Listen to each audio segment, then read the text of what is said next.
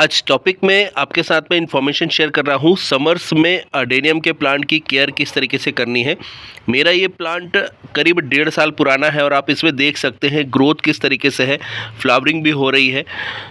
आज आपको टॉपिक में मैं इसकी केयर के साथ में इसका सॉइल मिक्स भी बताने वाला हूँ कि मैं कौन सी सॉइल मिक्स इसकी यूज़ करता हूँ जिससे प्लांट मेरा इस तरीके से रिजल्ट दे रहा है। चलिए टॉपिक को स्टार्ट करते हैं। मैं हूँ अनूप, आपका होस्ट, और आप देख रहे हैं बगिया की ABC।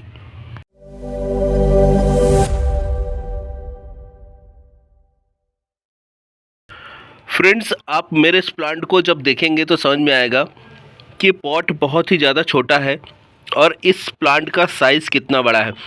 मैंने देखा है कि बहुत सारे प्लांट बड़े बड़े पॉट के अंदर में लगा देते हैं। अडेनियम के केस में एक बात सबसे ज़्यादा ज़रूरी है कि इसको बड़ा पॉट नहीं चाहिए, ना तो इसे बहुत ज़्यादा पानी चाहिए और ना ही इसको बहुत ज़्यादा सॉइल चाहिए। अगर आप इसे ज़्यादा सॉइल, ज़्यादा पानी, बहुत बड़ा पॉट देते हैं तो प्लांट आपका तेज़ी से तब भी नहीं बढ़ेगा। इसे चाहिए ऐसा एटमॉस्फेयर जिसके अंदर में इसकी रूट्स को हल्की सी नमी मिल सके, साथ में एरिएशन बहुत अच्छे से मिले, हवा इसको मिलनी चाहिए और समय समय पे थोड़ा सा न्यूट्रिशन मिल सके। इस प्लांट को खाद की भी बहुत ज़्यादा आवश्यकता नहीं होती। अगर आप इसे 3-4 महीने में एक बार फर्टिलाइज़ करते हैं तो भी चल जाता है। मैंने मेरे पिछले पोस्ट पे शेयर भी किया था कि अगर आप इसे 6 महीने में एक बार रिपोर्ट करते हैं तो प्लांट आपका बहुत अच्छे से चलेगा, कोई परेशानी नहीं आएगी। टॉपिक में आते हैं। सबसे पहले बात करते हैं समर्स में इसकी केयर किस तरीके से करनी है। स्प्रिंग से अभी इसकी शुरुआत हो रही है और अभी विंटर्स था थोड़े समय पहले, तो विंटर्स में इसकी पत्तियां चली जाती हैं।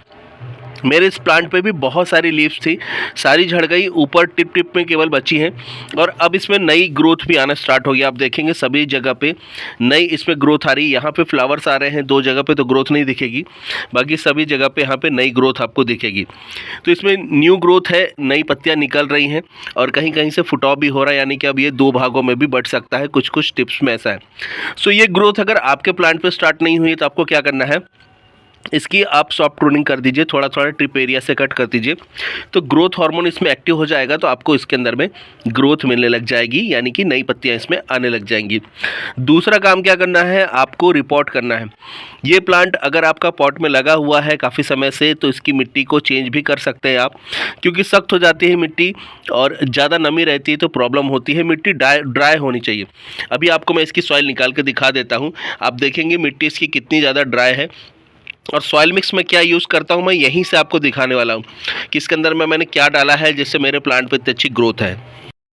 समर्स में ग्रोथ लेना है तो विंटर्स के बाद में प्रूनिंग करना बहुत ज़रूरी है, जिसके बारे में हम बात कर चुके हैं।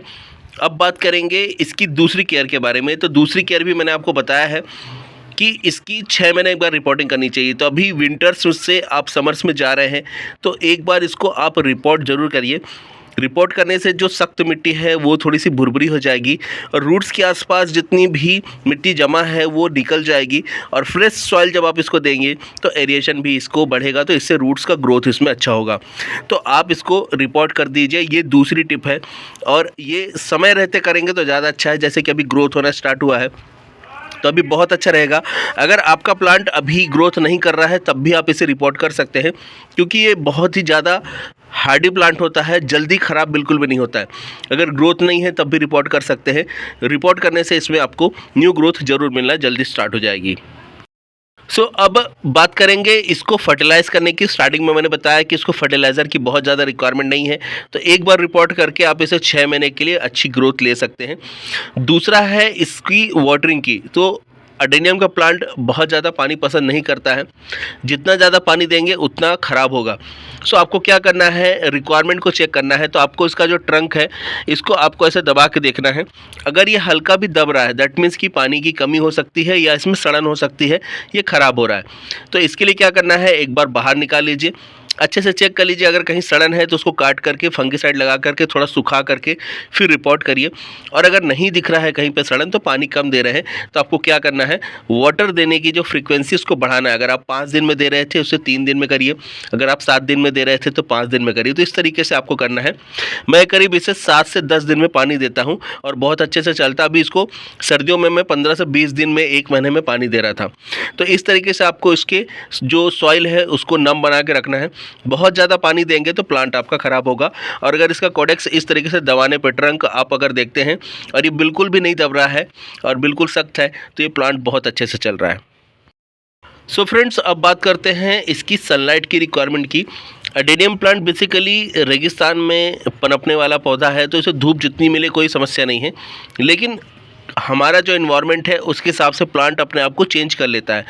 आप ऐसी जगह पे रह रहे हैं जहाँ पे गर्मी कम पड़ती है, सर्दियों का मौसम रहता है या नॉर्मल टेम्परेचर रहता है, तो प्लांट भी अपने आप को गर्म माहौल से उस माहौल में एडजस्ट कर चुका है अगर आपके पास में काफ़ी समय से है।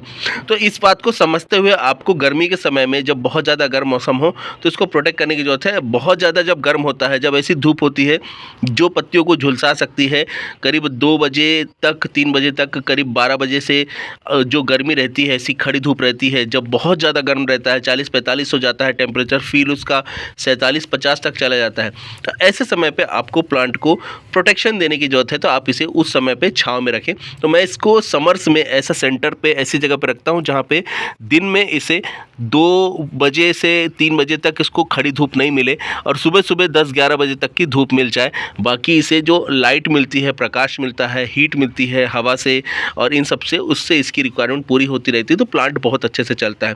तो इस बात को ध्यान में रख करके आपको प्लांट की केयर करनी है कि आपके एरिया में जैसा मौसम है उसके हिसाब से अगर आप इसे ट्रीट करेंगे तो ज़्यादा अच्छे से चलेगा। अगर आप ऐसी जगह पर रहते हैं जहाँ बहुत ज़्यादा गर्म है तो बाहर धूप में भी रहेगा तो इसको नुकसान नहीं होगा क्योंकि उस माहौल में ढल चुका है। लेकिन ऐसी जगह पे लेके रह रहे हैं जहाँ पे मौसम थोड़ा चेंज हो जाता है, तो उसको ध्यान में रखकर आप इसकी केयर करिए। अब बात करते हैं प्लांट का जो ट्रंक है इसको बड़ा कैसे करना है। फ्रेंड्स, ये मेरा प्लांट जो है स्टार्टिंग से ही जब छोटा था, ये कुछ इस साइज़ का था, इतना मोटा था जब मैं लेके आया था नर्सरी से, 100 रुपीज़ में लेके आया था, और इतने बड़े से ये इतना बड़ा हुआ है तो इसी पॉट के अंदर में हुआ है, पॉट चेंज नहीं हुआ है।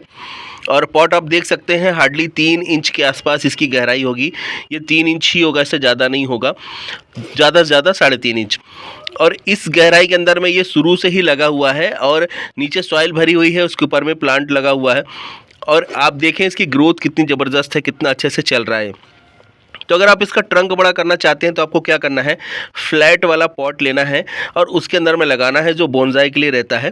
और उसमें आप लगाएंगे तो क्या होगा, जब इसकी ग्रोथ होगी तो नीचे नहीं होगी। अगर आप इसे इस तरीके से किसी पॉट के अंदर में लगाते हैं तो रूट्स नीचे की ओर बढ़ेंगी, तो नीचे की ओर बढ़ेंगी तो इसका जो ट्रंक है ये छोटा मिलेगा आपको, ऊपर आपको हल्का दिखेगा और नीचे जड़ें बढ़ती जाएंगी। मैं इसे कैसे करता हूँ कि जब मैं इसे रिपोर्ट करता हूँ तो यहाँ पे सॉइल फिल करके इतना करीब आधा, यानी ये अगर 3 इंच है तो 1.5 इंच आप इसमें मान लीजिए कि यहाँ तक सॉइल भरा हुआ है।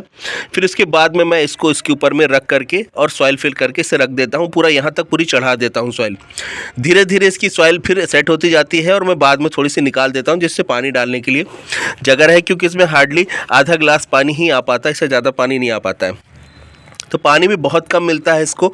और इसके साथ में इसको जब मैं लगाता हूँ तो ऊपर कर देता हूँ, तो जो ग्रोथ मिलती है वो कहाँ पे होती है, ऊपर की तरफ। तो इसलिए इसका जो साइज़ है, कोडेक्स का साइज़ है, इसका ट्रंक है, ये बड़ा होता है।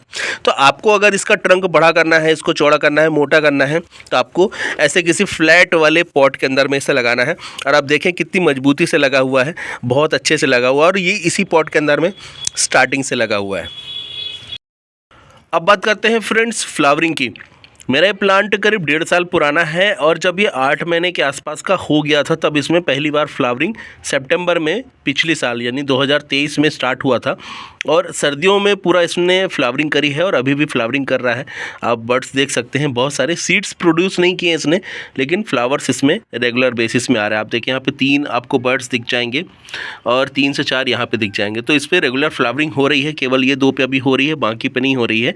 तो ये फ्लावरिंग लगातार करता रहता है। अगर एक बार इसमें फ्लावरिंग स्टार्ट हो जाती है, अगर बोला जाए सीजन की, तो बसंत से लेके इसका मई जून तक सीजन होता है जब तक ये फ्लावरिंग करता है, लेकिन इसे सितंबर में स्टार्ट करें। तो ये लोकेलिटी के हिसाब से डिपेंड करता है कि आपके यहाँ पे वातावरण कैसा है, उसके हिसाब से प्लांट को कैसा इन्वायरमेंट मिल रहा है, तो वो फ्लावरिंग उस हिसाब से करेगा। हो सकता है सीजन में ये नहीं करे, बाद में करे, या सीजन में और भी ज़्यादा करे, तो ये डिपेंड करता है। लेकिन फ्लावरिंग तो कर रहा है और आपके सामने फ्लावर्स लगे हुए हैं। तो ये प्लांट अगर नया है तो 8-9 महीने का समय लेगा फ्लावरिंग स्टार्ट करने के लिए, और फ्लावरिंग एक बार करने लग जाएगा तो फिर इसमें लगातार फ्लावर्स आते रहते हैं।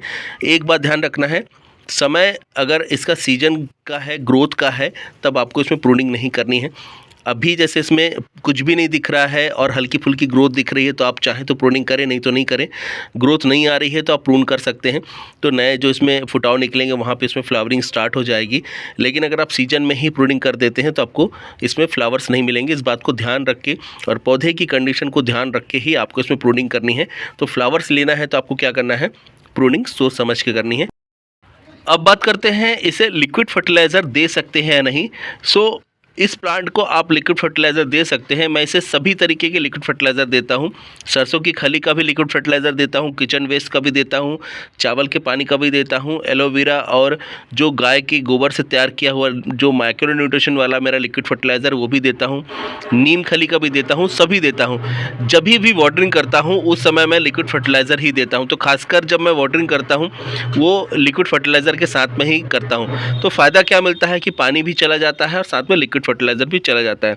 तो इस बात को ध्यान में रखना है कि आप जब इसमें वाटरिंग करें तभी साथ में आप इसे फर्टिलाइज़र भी दे दें, तो प्लांट को न्यूट्रिशन भी मिल जाएगा और सॉइल जो है वो नम भी हो जाएगी।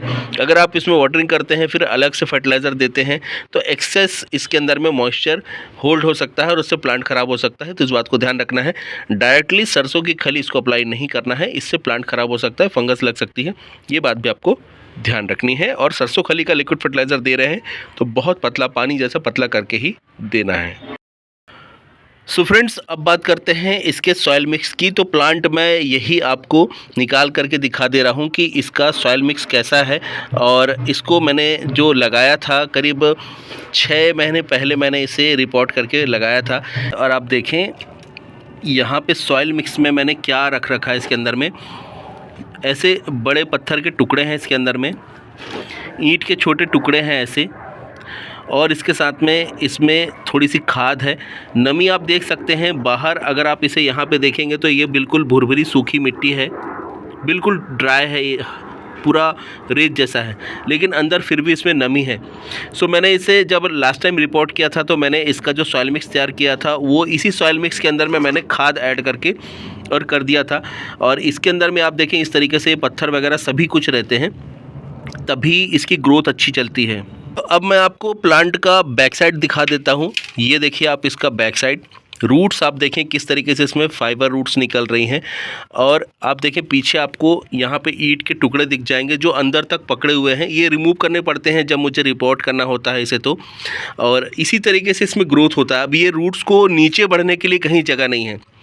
सो अडेनियम का ये प्लांट मेरा ऊपर की तरफ बढ़ता है, इसलिए ये प्लांट मेरा इतना ज़्यादा ऊपर की तरफ बढ़ रहा है और इसका ट्रंक मोटा है, ग्रोथ इतनी ज़्यादा है। पिछले वीडियो में मुझे किसी ने कहा था कि ये प्लांट मेरा इस एज का नहीं हो सकता, 1.5 साल का, इससे ज़्यादा बड़ा दिखता है। तो उसके जो राज है वो राज यही है कि ऊपर इसकी ग्रोथ बढ़ती है, नीचे नहीं बढ़ती है, क्योंकि फ्लैट पॉट के अंदर में लगा हुआ है और छोटा सा पॉट है। इतने बड़े पॉट के अंदर में इतना बड़ा प्लांट लगा हुआ है, और ऐसा जब ग्रोथ रहेगा नीचे की तरफ तो प्लांट ऊपर की तरफ बढ़ेगा। और आप देख सकते हैं इसमें इतनी ज़बरदस्त ग्रोथ है। तो अभी मैं इसे रिपोर्ट नहीं करूँगा, अभी मैंने केवल दिखाने के लिए आपको इसे निकाला है। और ये सॉइल मिक्स है जिसे मैं यूज़ करता हूँ। तो सॉइल मिक्स क्या है आपको बता देता हूँ। इसमें मैंने लिया है 20% सॉइल, जो नॉर्मल सॉइल होती है, ड्राई सॉइल लेना है, पूरी सूखी मिट्टी लेना है आपको। 20% लेना है इसमें सैंड, रिवर सैंड ले लीजिए, कंस्ट्रक्शन की सैंड ले लीजिए, जो भी अवेलेबल हो वो ले लीजिए। 20% इसके अंदर में मिलाना है आपको खाद। तो खाद में आप चाहें तो वर्मी कंपोस्ट ले सकते हैं, या फिर आप गाय के गोबर की सूखी हुई खाद ले सकते हैं। गीली बिल्कुल भी नहीं लेना है खाद, दोनों ही कंडीशन में। या फिर आप इसके अंदर में लीफ मोल्ड यानी पत्तियों की खाद भी डाल सकते हैं। सो मैंने इसके अंदर में मिक्स वाली खाद डाली है जिसके अंदर में सभी कुछ मिला हुआ है। आप कोई एक भी ले सकते हैं या मिक्स करके भी ले सकते हैं। इसके बाद में मैंने इसके अंदर में लिया है छोटे टुकड़े, जो ईंट के ऐसे छोटे टुकड़े रहते हैं और पत्थर होते हैं, वो मैंने लिए हैं छोटे वाले, इस तरीके की साइज़ के 20% की क्वांटिटी में। और इसके अंदर में ही मैंने मिलाया है थोड़े से बजरी के टुकड़े, जो रेत में मोटी वाली जो निकलते हैं पत्थर बड़े बड़े, उसको मैंने लिया है। तो 20% की क्वांटिटी ये हो गई। और 20% की क्वांटिटी में मैंने इसके अंदर में ईंट के बड़े टुकड़े और इसके साथ में बड़े वाले पत्थर, जो चिकने वाले पत्थर होते हैं वो। इन सभी को मिलाया है। साथ में इसमें मिलाया है 1 चम्मच के आसपास नीम की खली और 1 ग्राम के आसपास फंगिसाइड।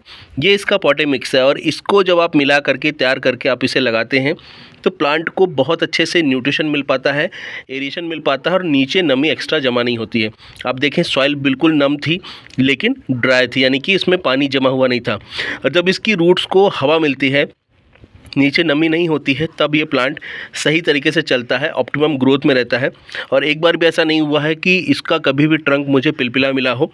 केवल एक ही प्लांट है जिसको मैं स्टार्टिंग से लेके कैरी कर रहा हूँ और मेरे पास में केवल एक ही प्लांट है इसका अडेनियम का, जो मैं शुरू में पहली बार लेके आया था। तो एक ही प्लांट है और ये आप देख सकते हैं उसका रिजल्ट किस तरीके से है। सो ये इन्फॉर्मेशन थी प्लांट की केयर की, साथ में पॉटिंग मिक्स की। और कुछ भी अगर इसमें ऐसा जानना है जो मैं रह गया है, मेरे से बताना भूल गया हूँ, वो आप मुझसे क्वेश्चन पूछ सकते हैं। टिल देन के लिए friends, bye bye, thank you, happy gardening.